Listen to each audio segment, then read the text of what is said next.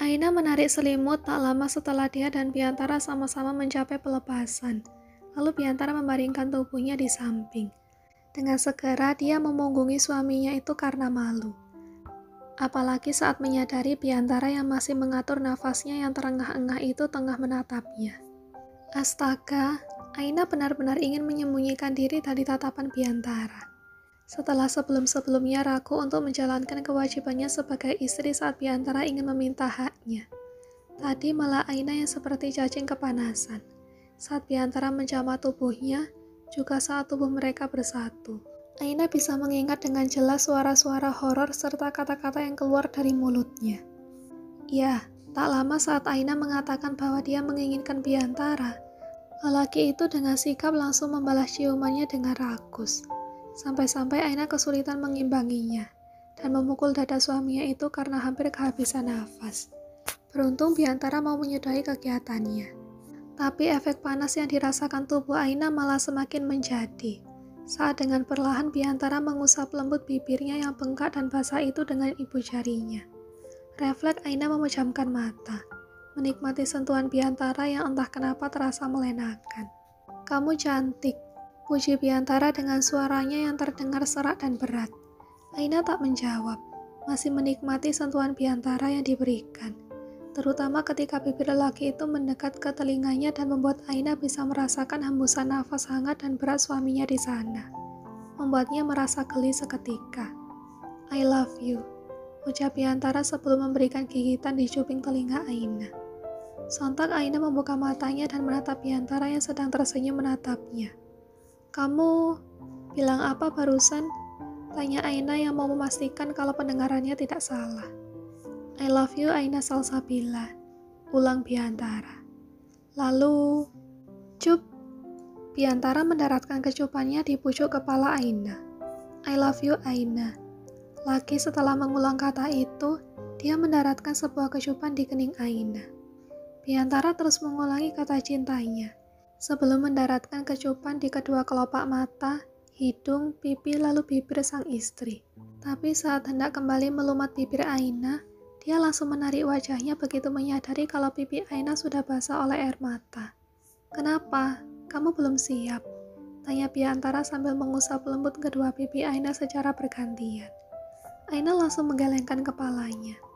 "Terus kenapa menangis? Apa aku terlalu terburu-buru? Aku bikin kamu gak nyaman?" tanya Biantara lagi. Tapi bukannya menjawab, Aina malah menangis semakin terisak. Biantara buru-buru memeluk perempuan itu dan mengusap punggungnya dengan gerakan yang lembut dan intens, membuat Aina dengan cepat membalas pelukan Biantara, menenggelamkan wajahnya di dada bidang sang suami yang masih tertutup kaos. "Oke, kita tidur aja ya," ajak Biantara karena tak tega melihat Aina yang tampak seperti tertekan begitu. Tapi lagi-lagi Aina menggeleng. Aku cuma gak nyangka bisa dengar kamu bilang cinta sama aku. Aku pikir kamu gak cinta sama aku," ucap Aina di tengah isak tangisnya. Mendengar ucapan Aina, Biantara langsung tertawa kecil. "Kalau aku gak cinta, gak mungkin aku mau susah payah pertahanin pernikahan kita. Gak mungkin juga aku cemburu saat ada laki-laki lain yang deketin kamu. Gak mungkin juga aku bisa sabar hadapin sikap kamu yang labil banget belakangan ini." Aina melepaskan pelukannya saat mendengar kata-kata Biantara yang terakhir. Dia langsung memajukan bibirnya dan menggembungkan pipinya. Apa yang dikatakan Biantara memang benar. Belakangan ini sikap Aina begitu labil dan kekanak-kanakan. Padahal awal menikah dia masih bisa bersikap dewasa. Mungkin saat itu dia masih percaya kalau pernikahannya dengan Biantara bisa diselamatkan. Tapi jalan 2 bulan dan tidak ada kemajuan. Belum lagi hal-hal mengejutkan yang datang kepadanya, membuat rasa percaya diri Aina perlahan mulai terkikis. Jadilah menyerah jadi kata yang paling mendominasi pikirannya. Tapi sekarang setelah mendengar Biantara mengatakan bahwa lelaki itu mencintainya, rasa ragu dan takut itu perlahan seperti terangkat dari hati Aina. Hati di mana sudah ada nama Biantara yang terukir di sana entah sejak kapan. Karena Aina sejak tadi hanya diam, Biantara memilih untuk bertanya, "Apa kamu cuma senang dengar aku bilang kalau aku cinta kamu tanpa membalasnya?" Dek, Aina terdiam sejenak. Dia tahu apa maksud ucapan Biantara.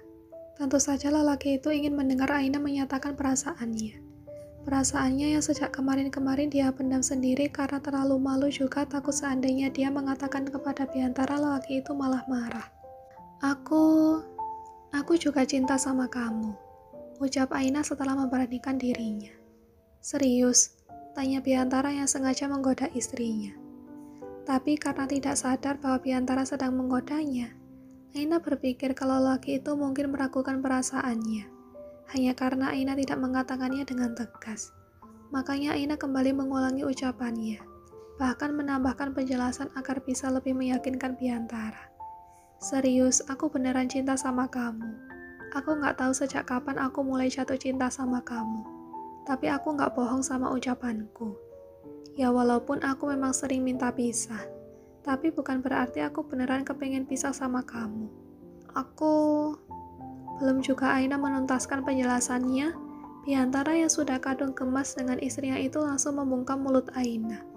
Aku tahu, aku percaya kamu juga cinta aku, ucap Biantara di sela ciumannya. Bahkan dia langsung kembali melumat bibir Aina, seakan tak ingin memberi jeda kepada istrinya itu untuk bertanya yang jawabannya memang tak perlu dijelaskan dengan kata-kata. Sebelum hanyut lebih dalam, Biantara menjeda kegiatannya untuk membaca doa. Mumpung kewarasannya masih ada dan belum bablas, saking semangatnya dia untuk menuntaskan apa yang sejak lama ditunggu-tunggu. Usai membaca doa, Biantara yang hendak kembali nyosor langsung ditahan oleh Aina. Tanpa mengatakan apapun, tangan Aina bergerak meraih bagian kaos Biantara. Jelas saja lelaki itu paham bahwa Aina hendak membantunya melepas kaos tersebut. Jadi dengan senang hati Biantara membiarkan Aina melakukan tugasnya. Tapi saat Biantara hendak gantian ingin melepaskan baju tidur Aina yang merupakan setelan piyama lengan panjang dan juga celana panjang, bukannya gaun dinas malam, Aina malah menggelengkan kepalanya. Malu, ucapnya pelan. Gak perlu malu, aku ini suami kamu. Tubuh kamu milik aku. Tubuh aku juga milik kamu. Sekarang aku bantu buka ya, tanya Biantara dengan lembut. Ya, sejak tadi sikap Biantara memang begitu lembut. Lelaki itu selalu begitu hati-hati dan memastikan bahwa Aina dalam keadaan nyaman ketika mereka melakukan hubungan ini untuk yang pertama kalinya. Dengan sikap Biantara yang seperti itu, Aina tidak bisa untuk tidak mengangguk dan membiarkan Biantara melepas satu persatu kancing baju piyamanya. Dan ketika semua kancing berhasil dilepas, Aina yang merasa malu buru-buru menutup tubuhnya dengan kedua tangan. Tapi Biantara langsung mencegahnya. Jangan ditutup, biarin aku lihat tubuh kamu yang indah ini. Blus. Aina benar-benar merasa malu. Tapi dia juga memberanikan diri untuk membiarkan Biantara melihat tubuh bagian atasnya dengan tatapan takjub. Dengan jarinya yang perlahan menelusuri lekuk tubuh Aina yang bagi lelaki itu tampak indah. Biantara menyentuhnya dengan perlahan, seolah-olah tubuh Aina adalah porselen yang mungkin akan rusak jika tidak diperlakukan dengan hati-hati. Tatapan memuja yang diberikan Biantara juga sentuhan-sentuhan lembut lelaki itu terasa begitu memabukkan, sehingga Aina rasanya dibuat gila. Belum lagi mendengar pujian demi pujian yang diucapkan Biantara. Aina tidak bisa untuk tidak hanyut dalam setiap permainan yang dilakukan oleh suaminya itu. Membuatnya sibuk mengeluarkan suara-suara yang tidak jelas. Bahkan saat hasratnya benar-benar sudah menggebu-gebu, sementara Biantara belum juga mulai pada inti. Aina mengabaikan rasa malu dan merengek kepada Biantara untuk segera melakukan penyatuan. Bahkan dia juga menyuruh Biantara untuk mempercepat tempo ketika suaminya itu dengan sengaja menggodanya dengan bergerak pelan. Mengingat apa yang baru saja terjadi, Aina benar-benar tidak tahu bagaimana harus menggambarkan situasi saat ini. Di satu sisi dia merasa senang karena sudah sepenuhnya menjadi seorang istri, terlebih ketika mendengar pernyataan cinta suaminya itu. Tapi di sisi lain dia malu karena pasti Biantara akan berpikir yang tidak-tidak, dan akan menggoda Aina nantinya dengan membahas betapa berisik dan rewelnya Aina saat mereka melakukannya tadi. Kenapa malah ngadep sana? Tembok lebih ganteng dari aku, tanya Biantara sambil menyusupkan tangan dan memeluk pinggang Aina. Lalu membenamkan wajahnya di pundak Aina yang tidak terhalang selai benang pun. Tapi Aina tak menjawab. Dia sibuk menetralkan debar jantungnya saat Biantara mulai melakukan kecupan-kecupan kecil di bahunya. Udah, aku capek, cicit Aina. Aku gak minta nambah, Tapi kalau kamu mau, aku masih sanggup, saut Biantara yang langsung mendapat pukulan di tangannya. Enggak, aku udah gak kuat, tolak Aina. Lalu dia memejamkan mata, baru menyadari jawabannya mungkin akan memancing jawaban Biantara yang lebih frontal lagi. Tapi tak seperti yang Aina pikirkan. Biantara malah melepaskan pelukannya dan duduk, lalu membimbing tubuh Aina untuk berbaring telentang. Glek. Aina menelan ludah susah payah. Apa Bian gak ngerti aku bilang capek? Masa udah mau nambah lagi? Kalau gini yang ada besok aku gak bisa jalan. Liatin Aina yang menatap Biantara dengan tegang. Sakit banget ya? Tanya Biantara dengan raut wajah cemas. Aina tak menjawab. Dia mengerjap-ngerjapkan matanya saking tak percaya. Padahal tadi dia kira Biantara mau nambah. Tapi ternyata suaminya itu malah sedang mengkhawatirkan kondisinya. Biantara bahkan dengan segera meraih tisu di nakas lalu membersihkan bekas hasil kegiatan melelahkan mereka tadi sebelum akhirnya mengecup perut rata Aina. Cup, semoga nanti jadi, ucapnya sambil mengelus perut Aina. Sontak saja apa yang dilakukan Biantara membuat Aina langsung tertegun. Kamu mau kan punya anak dari aku? Tanya Biantara kemudian ketika mendapati Aina terus menatapnya tanpa berkedip. Seperti baru terlepas dari sihir yang dibuat Biantara, Aina langsung mengangguk setelah berhasil mencerna apa yang sedang terjadi saat ini.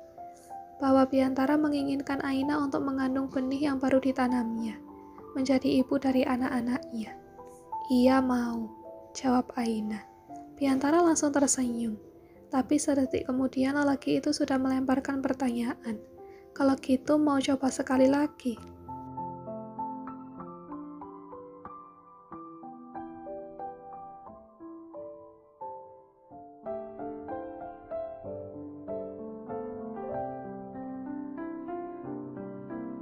Jadi kan? Tanya Aina yang sudah bersiap-siap mengenakan cadarnya. Biantara tak langsung menjawab. Dia menatap sang istri dari atas sampai bawah. Kamu serius mau jalan-jalan? Kuat emangnya? Tanya Biantara akhirnya. Aina yang sudah memasang cadarnya dan mencangklongkan tas rempangnya langsung menatap sang suami dengan kening mengkerut. Kenapa? Kamu nanya kuat itu pasti ada maunya ya? Tanyanya curiga. Biantara langsung tertawa. Semalam memang dia sempat meminta Aina untuk nambah satu ronde lagi. Tapi karena Aina sepertinya sudah kecapean, jadi Biantara menahan diri. Lagi pula masih ada lain waktu, jadi tidak perlu buru-buru untuk menggempur Aina habis-habisan dalam satu malam. Belum lagi tadi ketika bangkit dari ranjang Aina kelihatan kesusahan. Padahal mereka hanya main satu kali. Entah bagaimana kalau Biantara benar-benar melakukannya sekali lagi. Dan mungkin sekali lagi. Bisa-bisa Aina akan ngambek karena tidak bisa turun dari ranjang. Tapi kan kamu juga senang. Pelak. Aina langsung memukul lengan Biantara ketika suaminya itu malah menggodanya. Biantara kembali tertawa. Kali ini malah sampai terbahak-bahak saat melihat Aina yang kelihatan salah tingkah. Walaupun separuh wajahnya sudah tertutup cadar, Biantara bisa menebak kalau pipi istrinya itu pasti sudah memerah karena malu. Sambil mengusap tangannya yang tadi kena pukul Aina, Biantara kembali menggoda istrinya itu. Ih, kenapa masih malu sih? Padahal semalam kamu kelihatan... Udah ya, nggak usah dibahas-bahas. Katanya mau jalan-jalan. Jadi atau enggak? Kalau kamu nggak mau, aku jalan-jalan sendiri nih. Potong Aina cepat sambil menatap tajam Biantara yang masih tertawa. Tadi ketika mereka sarapan, Biantara sudah bilang ingin mengajak Aina untuk pergi ke suatu tempat yang mungkin akan disukai perempuan itu. Makanya Aina tidak sabar untuk pergi. Selain kalau menghabiskan waktu seharian berada di kamar yang ada dia tak akan bisa keluar karena Biantara pasti akan mengurungnya. Ya walaupun dikurung Biantara tak membuat Aina jadi takut sih. Yang ada perempuan itu malah senang. Tapi buat apa pergi jauh-jauh ke Labuan Bajo kalau hanya untuk menghabiskan waktu seharian berada di kamar. Toh kalau memang cuma mau menghabiskan waktu di kamar saja mereka bisa melakukannya di rumah. Atau menyewa hotel yang masih di wilayah Jakarta. Untuk sekarang, setidaknya pagi ini, mereka butuh untuk cari angin dulu. Soal kegiatan paras dalam bisa dilanjutkan nanti sehabis pulang. Selain itu, Aina juga mau sekalian belanja gaun tidur yang seksi untuk menyenangkan mata suaminya. Karena gaun tidur yang sudah dipisahkannya di lemari kotak paling atas lupa dimasukkan ke dalam koper. Saat packing, Aina malu jika Biantara melihat dia memasukkan gaun tidurnya. Takut nanti Biantara mengira Aina sudah semangat sekali untuk melakukan itu dengannya. Dan parahnya lagi, pergi bulan madu belum. Biantara sudah meminta jatah dan membuatnya jadi sulit berjalan ketika waktunya berangkat. Makanya Aina memisahkan beberapa helai gaun tidur. Tapi sayangnya malah kelupaan karena menunggu Biantara agar tidur duluan tak juga membuahkan hasil. Yang ada malah Aina yang sudah pulas lebih dulu. Iya, jalan-jalan sekarang deh Tuan Putri, ucap Biantara sambil mengusap pucuk kepala Aina. Biantara langsung menjulurkan tangannya, meminta tangan Aina untuk digenggamnya dan dengan segera Aina merangkul lengan suaminya itu. Iya deh yang maunya nempel-nempel, giliran ditempelin malah protes. Goda Biantara yang kali ini mendapat cubitan di pinggang oleh Aina. Aduh, kamu kalau mau main kasar jangan sekarang dong, kan bisa nunggu nanti, protes Biantara. Kamu kalau bawel beneran aku tinggal ya, ancam Aina. Jangan mancing-mancing kalau kamu sendiri yang malah kena kailnya. Salah kamu pakai pelet, makanya aku jadi gampang kepancing, saut Biantara yang masih tidak bosannya menggoda Aina. Aina tak lagi menjawab karena kini mereka sudah keluar dari kamarnya. Di lobi penginapan ini ada beberapa orang. Selain resepsionis, jadi sangat tidak dianjurkan untuk menyahuti ucapan Biantara yang pasti akan menjawabnya dengan kata-kata ngawur bin tidak tahu malu. Dari penginapan, Aina dan Biantara menuju tempat speedboat yang akan mengantar mereka ke Pink Beach. Tempat yang kata Biantara tidak boleh dilewati ketika mereka berada di Labuan Bajo. Dalam perjalanan, terlebih saat menuruni anak tangga, Biantara kadang begitu rewel. Sering bertanya apa Aina kuat jalan atau tidak. Apa perempuan itu mau digendong saja, dan segala macamnya, membuat Aina sesekali memekap mulut Biantara agar berhenti mengoceh. Kini dengan menaiki speedboat, Aina tak henti-hentinya menikmati pemandangan yang ada di depan matanya. Sejauh mata memandang yang tampak olehnya adalah air laut yang jernih, juga pegunungan yang berbaris di kejauhan. Saat duduk sambil menatap ke bawah, saking jernih air laut di sini, Aina sampai bisa melihat terumbu karang yang bersih. Juga beraneka ragam ikan yang berenang serta bersembunyi di balik terumbu karang. Suka? Tanya Biantara yang duduk di samping Aina dan memeluk pinggang istrinya itu. Aina langsung mengangguk antusias. Suka, Masya Allah bagus banget. Ucapnya yang masih takjub dengan pemandangan yang ada di sekitarnya ini. Sayang kita nggak bisa snorkeling. Padahal lebih seru lagi kalau kita ngelakuin yang satu itu. Kamu pasti bakal suka lihat biota laut dari dekat. Kali ini Aina menggeleng. Kalau kamu mau, kamu bisa snorkeling nanti. Aku enggak, malu. Aku nggak mungkin bukaan di sana dan pakai pakaian renang. Pakai gamis lebih gak mungkin. Lagian kalau pakaianku basah pasti bentuk tubuhku bakalan kecetak. Jelasnya. Buru-buru Biantara mengangguk. Iya kamu nggak boleh. Tubuh kamu cuma punya aku. Jadi cuma aku yang boleh lihat. Yang lain nggak boleh. Aina memutar bola matanya. Biantara kini sedang dalam mode posesif. Dan keposesifan Biantara makin nyata saat pantai berpasir merah muda itu semakin dekat. Biantara dengan cepat menutup mata Aina. Jangan liatin para bule yang pada nggak pakai baju itu, tegas Biantara. Aina langsung melepaskan tangan Biantara. Enggak lah, ngapain aku liatin bule-bule yang nggak pakai baju gitu. Kamu kira aku suka banget lihat yang begituan. Tapi semalaman kamu suka lihat aku yang gak pakai apa-apa. Suka pegang-pegang juga, celetuk Biantara. Pelak, itu lain cerita, protes Aina setelah mendaratkan pukulan di lengan sang suami. Ya, tak hanya deretan pegunungan yang tampak ketika speedboat yang mereka naiki semakin dekat dengan Pink Beach, tapi juga kedai-kedai yang terbuat dari kayu. Beberapa speedboat yang masih dipakai oleh para pengunjung yang mengantar pergi mereka ke pulau ini. Dan juga bule-bule serta pengunjung lokal dengan pakaian minim bisa dilihat oleh Aina. Tapi di sini bukan hanya pengunjung laki-laki saja yang berpakaian terbuka, yang perempuan juga sama. Itu perempuan-perempuannya banyak yang pakai bikinian. Apa aku harus nutup mata kamu biar gak berkeliaran liatin mereka? Sindir Aina. Bukannya merasa bersalah, Biantara malah tertawa. Aku gak tertarik. Semalam kan udah dikasih lihat yang seger-seger. Udah dibolehin nyicip juga. Jadi yang lain mah lewat. Gak ada apa-apanya dibanding kamu. Aina berdecak. Suaminya ini sekarang sudah pandai menggombal rupanya. Tapi tetap saja Aina senang mendengar jawaban Biantara tadi. Tak lama akhirnya speedboat yang mereka naiki berhenti juga di tepi pantai. Biantara turun lebih dulu. Setelah itu membantu Aina untuk turun. Selepas dari menginjak air, kini alas kaki yang mereka pakai langsung bersentuhan dengan pasir merah jambu. Warna yang benar-benar memanjakan mata Aina karena terlihat begitu manis. Gradasi antara pasir merah jambu dengan air laut yang biru terlihat sangat cantik. Sayang cuma bisa jalan-jalan aja di sini, nggak bisa berenang. Gumam Biantara saat melihat ekspresi Aina yang tampak senang sekali ketika kakinya yang sudah tak bersepatu itu dijilati oleh air laut. Aina langsung menoleh pada Biantara. "Kamu mau berenang?" "Enggak, aku cuma mau deket-deket sama kamu," jawab Biantara cepat. "Kalau kamu mau berenang gak apa-apa, aku tunggu di sini. Liatin kamu. Sekalian mastiin kalau kamu gak tiba-tiba hilang diculik dugong." Biantara langsung tertawa. "Mana ada dugong di sini?" "Ya siapa tahu aja ada. Datang cuma buat nyulik kamu." Biantara menatap wajah sang istri penuh selidik. "Kamu cemburu? Takut aku diculik tante-tante bahendol yang ada di sini?" tanyanya yang sengaja menggoda Aina. Aina langsung memalingkan wajah. "Kalau kamu berani, lihat aja." Biantara tak menjawab. Dia menggenggam tangan Aina dan mengajak istrinya itu untuk berjalan-jalan. Sesekali kakinya iseng menendang air agar mengenai Aina, dan membuat perempuan itu menjerit. Juga balas menendangkan air yang menciprat Biantara.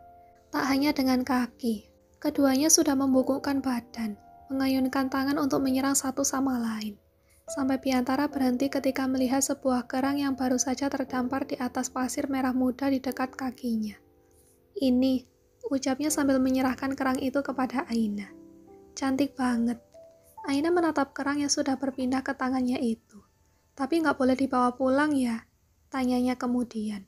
Biantara berpikir sejenak lalu menggeleng. "Nggak boleh sih setahuku." Puas bermain air, Biantara mengajak Aina untuk duduk di tepi pantai dengan menjadikan jaketnya sebagai alas duduk mereka. "Mau duduk di sini apa di sana?" tanya Biantara sambil menunjuk kedai di belakang mereka. "Di sini aja deh, sekalian ngelurusin kaki," jawab Aina. Biantara mengangguk lalu bangkit dari duduknya. "Ya udah, kamu tunggu di sini. Aku beli minum dulu sebentar. Jangan kemana-mana. Jangan nakal-nakal juga," pesannya sebelum berlari pergi meninggalkan Aina. Tak lama Biantara kembali dengan membawa 2 buah kelapa lalu menyerahkan salah satunya kepada Aina. "Katanya kamu kepengen minum kopi Manggarai. Kok ikutan beli air kelapa juga?" tanya Aina penasaran. "Nggak jadi, nggak serasi nanti kelihatannya," jawab Biantara sambil tertawa kecil. Saat Aina sedang minum air kelapanya, Biantara yang sudah siap dengan ponsel di tangan langsung mengabadikan gambar istrinya itu. Cekrek. Aina langsung menoleh dan mengernyitkan kening. Tapi belum juga bicara, tangan Biantara sudah merangkulnya. "Sekarang kita foto berdua," ajaknya yang sudah mengarahkan kamera untuk mengambil gambar mereka berdua. Mulanya Aina hanya menatap layar ponsel Biantara dengan canggung. Tapi akhirnya dia berpose juga. Bahkan di satu kesempatan, ketika tangan Biantara sudah bersiap menekan tombol untuk menembak gambar, Aina dengan sengaja mencium pipi suaminya itu. "Sekali lagi boleh, tapi jangan satu arah," pinta Biantara yang langsung dibalas pelototan oleh Aina. Sementara itu, di tempat lain Tasya sibuk menghabiskan berpak-pak tisu di dalam kamarnya. Sejak kemarin air matanya tak pernah surut, walaupun sudah banyak yang dia tumpahkan. Berita soal Biantara yang pergi bulan madu dengan Aina benar-benar membuatnya kesal dan patah hati. Apalagi sampai siang begini belum ada kabar apapun mengenai lelaki pujaan hatinya itu. Misal saja kabar kalau Biantara sudah kembali dan ternyata batal berbulan madu. Atau baru juga sampai di tempat bulan madu, ternyata Biantara malah bertengkar dengan istrinya dan memutuskan untuk kembali ke Jakarta seorang diri. Tapi tidak ada kabar kembalinya Biantara ke Jakarta dan itu membuat Tasya yakin kalau mungkin perjalanan bulan madu Biantara dan Aina mungkin saja berjalan dengan sukses. Dan bisa jadi, "Aku nggak rela kalau Bang Bian ngelakuin hal itu sama cewek lain," ucap Aina penuh emosi. Dia menguyul-nguyul tisu yang ada di tangannya lalu melemparnya kasar ke sembarang arah. Ya, walaupun tidak mau berpikir ke arah sana, tapi Tasya tak bisa membayangkan kalau Biantara dekat-dekat dengan istrinya. Apalagi sampai melakukan olahraga kebugaran jasmani dan rohani. mengingat usia pernikahan Biantara dengan Aina yang bukan baru berlangsung dalam hitungan hari. Tasya mungkin paham kalau Biantara bisa jadi sudah pernah menjamah istrinya. Tapi tetap ada kemungkinan kalau hal tersebut belum tentu terjadi. Hanya saja, membayangkan kalau keduanya mencari waktu khusus untuk berduaan, seakan ingin untuk bisa lebih intim dengan menjauh dari orang-orang sekitarlah yang membuat Tasya jadi begitu kesal dan tidak rela. Tapi di tengah kesibukannya menguras air mata yang seakan tak pernah habis itu, terdengar suara ketukan di pintu kamarnya. "Tasya sayang, buka pintunya nak," panggil Gading yang merasa khawatir karena sejak kemarin putrinya terus mengurung diri di kamar. "Tasya, biarin Abi masuk ya nak," minta Gading sekali lagi karena tak ada sautan sama sekali. Tasya mengabaikan panggilan Abinya. Sejak kemarin, baik Gading maupun Aisyah memang sudah beberapa kali membujuk Tasya untuk membuka pintu. Tapi dia sedang tidak mood untuk bicara dengan siapapun. Dia juga tidak mood makan. Perutnya sama sekali tidak merasa lapar. Mungkin cacing-cacingnya sedang berpuasa sehingga tidak demo minta diberi makan. Padahal sudah 2 hari ini belum ada makanan sesuap pun yang masuk untuk mengisi lambungnya. "Tasya sayang, buka ya nak, ada masalah apa? Cerita sama Abi atau Umi, jangan dipendam sendiri dan mengurung diri seperti ini sayang," bujuk Gading lagi yang masih berdiri di balik pintu dan mengetuk pintu dengan lembut. "Aku lagi mau sendiri dulu Abi, kalau soal makan Abi tenang aja, kemarin aku udah beli cemilan kok, jadi aku nggak akan kelaparan," saut Tasya akhirnya. Memang lebih baik menyauti panggilan orang tuanya sesekali, bukan karena takut durhaka, tapi Tasya khawatir kalau tidak disauti, nanti Gading dan Aisyah akan menerobos paksa ke kamarnya dengan membuka pintu menggunakan kunci cadangan. Bisa jadi kedua orang tuanya berpikir kalau Tasya akan melukai dirinya seperti sebelum-sebelumnya. Sayangnya dia tidak berencana melakukan hal seperti itu. Bekas di pergelangan tangannya yang kemarin saja masih terasa sakit. Belum lagi luka lain yang sengaja dibuat Tasya untuk bisa menarik perhatian orang tuanya dan tentu saja Biantara. Tapi Biantara tidak paham betapa takutnya Tasya ketika melakukan semua hal itu. Bagaimana jika dia sebelum berhasil menikah dengan Biantara? Tapi setelah hampir mampus, Biantara malah tidak mau mengabulkan permintaannya. Lelaki pujaan hatinya, sosok yang selama ini selalu menjaga dan melindunginya itu malah berpaling. Lebih memilih untuk bersama Aina, perempuan yang baru dikenalnya belum lama ini. Padahal dibanding Aina, Tasya yakin bahwa dia lebih dalam segala hal dari perempuan perebut Biantara itu. Jika cadarnya dibuka, Aina juga pasti memiliki wajah pas-pasan. Kalah cantik dari Tasya yang wajahnya sering menerima perawatan. Maka itu Aina menutup wajahnya kan, karena minder sebab wajahnya tidak begitu cantik. Ya, walaupun Tasya akui tidak semua perempuan bercadar itu tidak memiliki wajah yang cantik. Uminya dan juga bundanya Biantara adalah perempuan-perempuan yang memiliki wajah di atas rata-rata, dan tetap memilih menyembunyikan kecantikannya di balik cadar. Tapi untuk Aina, Tasya yakin kalau kasus perempuan itu berbeda dengan Aisyah dan Kejora. Dia sudah lihat wajah Bu Nur dan Bella, adik Aina. Kedua perempuan itu wajahnya tak cantik-cantik amat. Setidaknya kalah jika harus dibandingkan dengan Tasya.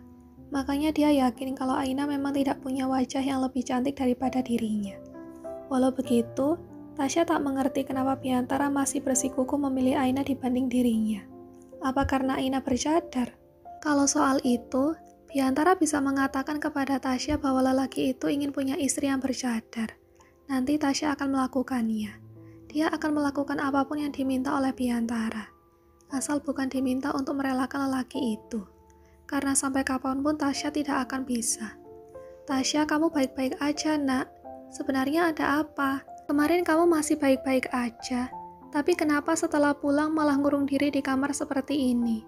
Gading yang masih khawatir dengan sang putri kembali menanyakan kondisi Tasya. Dia masih tidak tahu apa penyebab putrinya itu kembali bersikap seperti ini. Setelah sebelumnya Tasya tampak baik-baik saja. Mungkin ada sesuatu yang terjadi dalam perjalanan bertemu atau pulang dengan temannya. Apapun itu, Gading tidak berpikiran kalau masalah Tasya sebenarnya adalah Biantara. Sebab Tasya tak merengek atau menyebut-nyebut nama lelaki itu sama sekali. Padahal apapun yang berkaitan dengan Biantara selalu keluar dari mulut gadis itu. Jadi Gading hanya berpikir kalau Tasya punya masalah lain. "Tasya?" Gading tak melanjutkan panggilannya ketika Tasya sudah membukakan pintu. Abi, please dong, kasih aku waktu buat tenangin diri. Aku juga butuh waktu buat ikhlasin Bang Bian. Lagian aku udah besar, gak perlu terus dikhawatirin berlebihan kayak gini. Nanti kalau aku udah mau keluar dari kamar, aku bakal keluar kok. Sekarang aku lagi gak mau. Jelas Tasya panjang lebar. Abi cuma khawatir, kamu gak keluar dari kemarin. Abi takut kamu kenapa-napa. Ucap Gading sambil memegang kedua lengan Tasya dan memeriksa kondisi putrinya yang cukup memprihatinkan. Penampilannya tampak tidak imut seperti biasanya karena matanya yang sembab. Benar karena itu aja, bukan karena masalah lain. Kamu bisa cerita sama Abi dan Umi, ucap Gading dengan wajah sedih.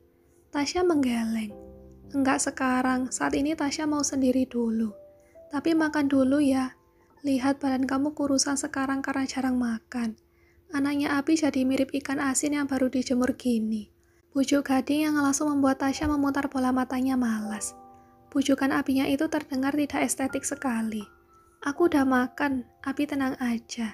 Ucap Tasya meyakinkan walau kondisinya sama sekali tidak meyakinkan. Kalau sedih jangan berlarut-larut. Ingat, Allah gak suka hambanya yang berlarut-larut dalam kesedihan. Karena itu sama seperti kita tidak mensyukuri nikmat yang diberikannya. Abi yakin kamu kuat. Kamu pasti bisa melewati ujian ini. Dan Allah pasti memberikan yang lebih baik untuk kamu. Ucap Gading sambil memeluk putri semata wayangnya. Tasya tak menjawab. Tapi dia menganggukkan kepalanya tanpa membalas pelukan Gading sama sekali. Begitu Gading melepaskan pelukannya, Tasya langsung meminta Gading untuk memberikannya waktu untuk sendiri tanpa diganggu. Tasya mau nenangin pikiran dulu. Jadi Abi sama Umi jangan gangguin. Nanti pikiran Tasya yang ada malah gak akan bisa tenang-tenang, ucap Tasya memperingati. Gading menghembuskan nafas berat lalu mengangguk. Tapi jangan lama-lama. Gimana pun juga sebagai seorang ayah gak mungkin Abi gak khawatir lihat kamu yang kayak gini. Iya, Abi tenang aja. Aku bakalan baik-baik aja kok. Tapi baru juga mengucapkan kalimat itu dan menutup pintu, sebuah pesan masuk ke ponsel Tasya. Udah lihat postingan terbaru di akun IG Bian? Tanpa membalas pesan itu, Tasya langsung meluncur untuk melihat akun Instagram pujaan hatinya. Dan tubuhnya seketika langsung lemas saat melihat foto-foto terbaru Biantara yang tampak begitu mesra dengan Aina. Belum lagi caption yang dibubuhkan di sana, dan membuat mata Tasya terasa perih saat membacanya. You are be mine, always and forever. I love you Aina Salsabila. Tasya langsung melempar ponselnya itu saking kesalnya. Aina sialan,